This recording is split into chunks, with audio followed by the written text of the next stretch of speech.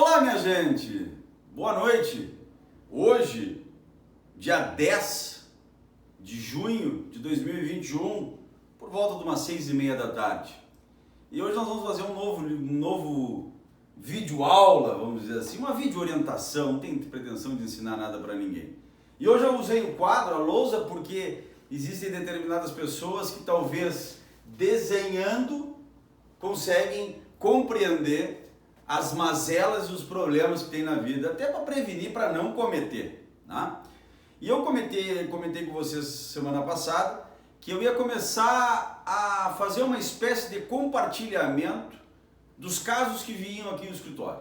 Semana recebi uma senhora numa situação muito complicada, né, de violência doméstica, uma senhora cheia de roxos, uma pessoa completamente fragilizada, com um relacionamento abusivo, um marido violento, uma situação muito difícil, muito complicada, e aquilo me sensibilizou.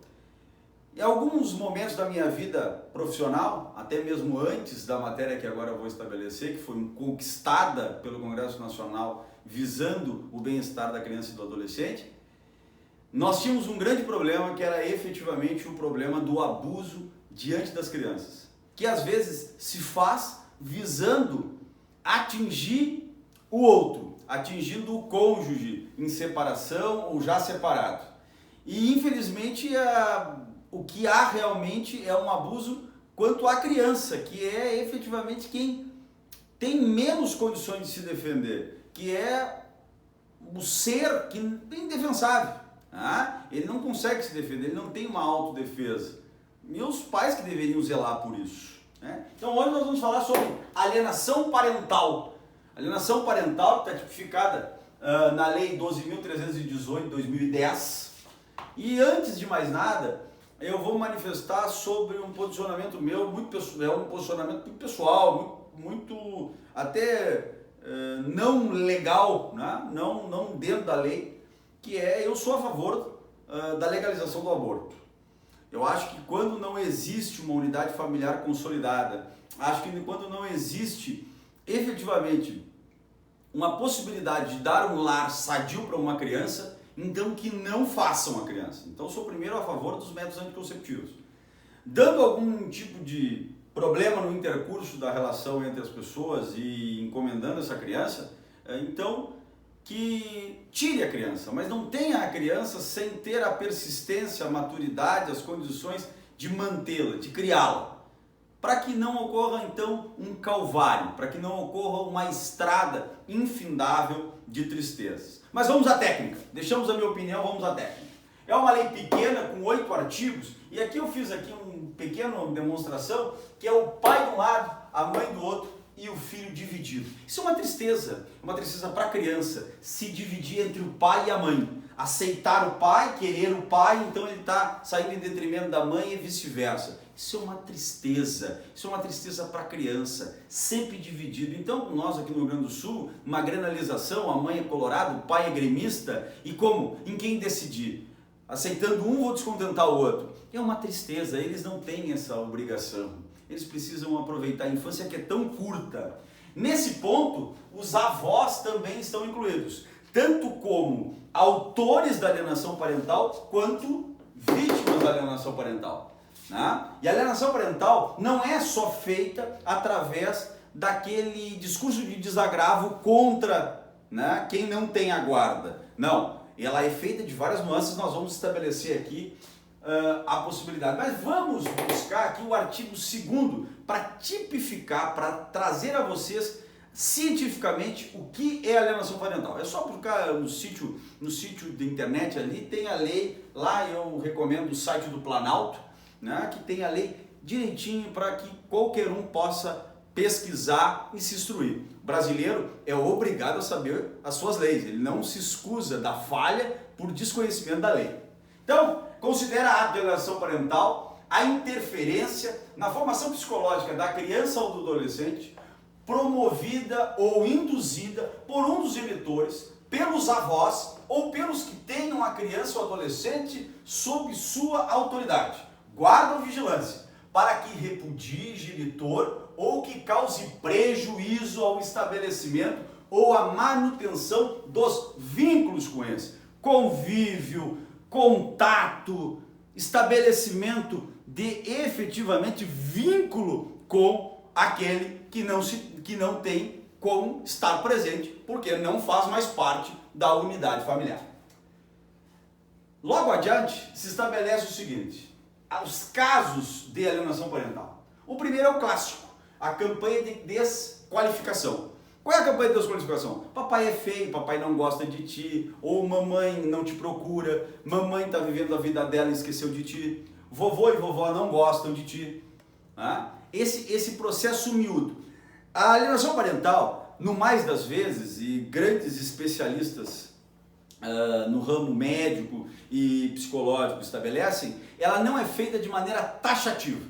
As pessoas que fazem alienação parental, elas não pegam e levantam um 0 para cima do pai, ou um 0 para cima da mãe ou dos avós. Não! Vai começando devagarinho, imperceptível. Às vezes imperceptível no núcleo familiar. É uma perguntinha ali, é um conselhinho aqui, é uma manifestaçãozinha venenosa ali, e a criança que tem a sua mente, então, muito fértil, vai tomando essa situação, vai pegando essa situação. É a proposta. Não vai com o teu pai na visita, te nega aí com o teu pai que eu te levo para comer um sorvete. Isso é uma forma de obstáculo daquele bom conviver. Dificuldade do exercício da autoridade parental. Praticamente trazer um obstáculo àquele genitor que não tem a guarda de exercer, por exemplo, o castigo, por exemplo, a orientação, a não convivência com o que está acontecendo e a manutenção da sua vivência com a criança. Esse símbolo do pai, o símbolo da mãe e, sobretudo, a referência. A criança sentir a referência do pai e da mãe. Dificultar o contato com o filho. Isso, em tempos de hoje, é muito tranquilo o contato. Por videoconferência, por telefone, via pessoalmente, né? Olha, liga, não atende o telefone, tenta uma videoconferência, não retorna, pede para sair com a criança, não deixa sair, inventa qualquer desculpa. Então, quando os casais se separam e constituem dois núcleos diferentes, o pai uma nova companheira, a mãe um novo companheiro, isso falando sobre casais heterossexuais, mas nós sabemos que existem as relações homoafetivas que também têm separação e também têm compartilhamento de filhos. Quando se consolida outros companheiros, isso tendencia-se a aumentar, e aumentar de maneira muito complicada, porque há uma espécie de substituição, né? E daí então aquela criança começa a partilhar da unidade familiar reposta ou iniciada. Então uma criança faz parte daquilo e aquele pai, né, o genitor que não faz parte da antiga união, já não está mais lá, ele fica posto de lado. Então a dificuldade do contato do filho também é caso de alienação parental. Dificultar o exercício da convivência familiar é praticamente um sinônimo da anterior. Então é dificultar, é não permitir, é o pai pedir para ir embora com regularização de visita ou não, é não permitir que o pai leve ou a mãe leve para tomar um lanche. Na maioria das vezes eu falo mais pai porque infelizmente no nosso direito brasileiro há um descompasso nisso. A justiça entende que a mãe tem mais qualidade, né, no criar do filho. Eu sinceramente tenho minhas dúvidas, acho que é muito personalístico. Existem pais maravilhosos e mães omissas, existem mães zelosíssimas e pais que somem. Nós não podemos qualificar e normatizar isso. O que me preocupa é que geralmente na relação entre marido e mulher ou na relação entre companheiros, em determinado ponto, a pessoa que é guardiã acha que é mais proprietária do filho, que é dona do filho, o outro não tem direito, né? O outro só tem obrigação. E na verdade nesse ponto está lesando o filho, está deixando o filho conviver com aquele que não está presente. Omitir informações da criança, né, referente à saúde, educação, a bem-estar, a lazer. há problemas de educação dentro de casa, de criação, né? Ou mentira, simplesmente liga e a mamãe diz, tá tudo bem, tá tudo tranquilo, tá comendo bacana. A criança tá lá com um problema, a criança tá com algum tipo de doença e simplesmente há uma omissão. Caso de alienação parental também. Apresentar falsa denúncia. Essa aqui é muito grave e acontece aos borbotões em todas as classes. Não é só em classes inferiores, tampouco em classes superiores, todas as classes. Eu já vi na advocacia, tenho processos dificílimos, por exemplo, de acusação de estupro de vulnerável. A criança pequena, simplesmente o guardião estabelece que na visita com o pai houve abuso sexual e isso a criança é envolvida numa perícia psicológica, psiquiátrica, assistente social, fazem exames na criança, desnecessariamente, porque é falsa a denúncia. É falsa, mas é uma forma de trazer um obstáculo à convivência. E a justiça, por tanta quantidade de processos, às vezes é falha na celeridade. Isso rompe a ligação entre criança e genitor ou genitora, tanto faz, mas tranca isso e acaba trazendo não só uma sensação de abuso para com a criança, né? De abandono quanto à criança, como também de abandono para com aquele que foi acusado e que nada fez. Mudar o domicílio visando dificultar o convívio. É aquela clássica, né? Houve a separação, a pessoa resolve ir para muito, muito longe, dificultando ante a rotina de ambos a possibilidade de convívio com o infante. Isso existe muito. Existem pessoas, por exemplo, que pedem autorização, separados, pedem autorização para levar o filho para o exterior e não voltam. Não voltam. E fica aqui. Quantas vezes nós vimos isso nos telejornais? E não voltam. E daí decidem morar no exterior e o pai? E a mãe? E quem fica? E a criança? Se sente abandonada, desprestigiada, porque você não tem aquele referencial do familiar? Isso é muito grave, muito complicado, e nós vamos ver a seguir que tem intervenção estatal para coibir isso. A alienação, ela é, no seu cerne, ela tem um espectro de ferir o direito fundamental da criança, que é ter uma infância saudável, ter uma infância envolta em amor, envolta em atenção. Tá? Como nós conseguimos trazer, tanto em ação autônoma, uma ação própria de conhecimento, autônoma, apontando então, com provas evidentemente, apontando então a questão da alienação em si ou incidental, caso haja dissolução de união estável, divórcio litigioso, ação de alimentos, regularização de visitas, até processo de guarda, pode-se fazer então um processo correlato incidental para discutir a questão da alienação fiduciária. Não podemos esquecer que é fundamental. Tudo isso aqui vai expor o seu filho à perícia, vai expor o seu filho à perícia psicológica e isso traz constrangimento, traz agrura. Seu filho não termina a infância dele aos 12, 13 anos. Ele vai permanecer com esta chaga para o resto da vida. Por isso é de maneira irresponsável. Maneira irresponsável e não expressa amor, porque amor é renúncia, já dizia o Salomão. Vamos lá. Quando nós terminamos essa situação, quais são as penalidades para a alienação parental? Uma simples advertência. Se for algo tênue, pequeno, uma sala de audiência, o primeiro ponto, o juiz vai lá e dá uma advertência. Chama o pai ou chama a mãe que está produzindo alienação parental, ou os avós também, chama e adverte. Não pode fazer isso, não pode fazer aquilo, tal. Ampliar o convívio, determina, e daí correlato à multa, se não ampliar o convívio. Olha, não pode ser uma vez por mês. Não pode ser uma vez a cada 30 dias. Tem que ser de 15 em 15. Essa criança tem que conviver com a mãe. Essa criança tem que conviver com os avós. Essa criança tem que conviver com o pai. Então, ele amplia o convívio mediante sentença. Não há nada mais triste do que na vida civil, na vida familiar, tu tem que ter a intervenção do Estado para resolver os teus próprios problemas, porque tu é incapaz de resolver. Né? Sentar uma pessoa e a outra pessoa, um cada mesa, discutir como inimigos, sendo que, evidentemente, já dividiram a mesma cama. E terem que ter uma pessoa, um togado, para dividir. É muito triste. A gente se sente efetivamente, eu sei porque já tive experiência com isso, a gente se sente efetivamente invadido. Aplicação de multa. No momento que detectada alienação parental, dada a advertência, ampliada a situação para que não haja mais, o juiz estabelece uma multa. Se acontecer alienação parental, multa de tanto.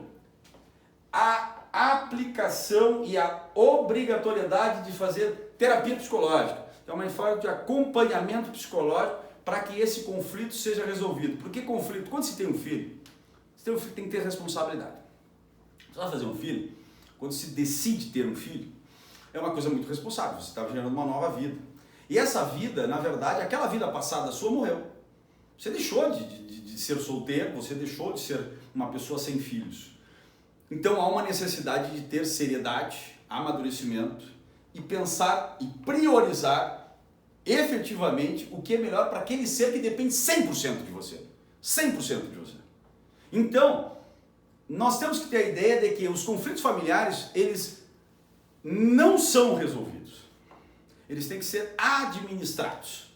E administrados, e quem fala aqui é um pai separado da mãe do primeiro filho há 12 anos. Então os conflitos eles se renovam e nós temos que administrar. Por quê? Porque tem que ter uma convivência. É diferente de uma briga de trânsito, de um cheque que vai ser cobrado, de um problema criminal, em que você é pontual, você vai ali e resolve. Então a justiça tenta contemporizar para não apertar tanto o torniquete, mas às vezes é preciso. Às vezes é preciso.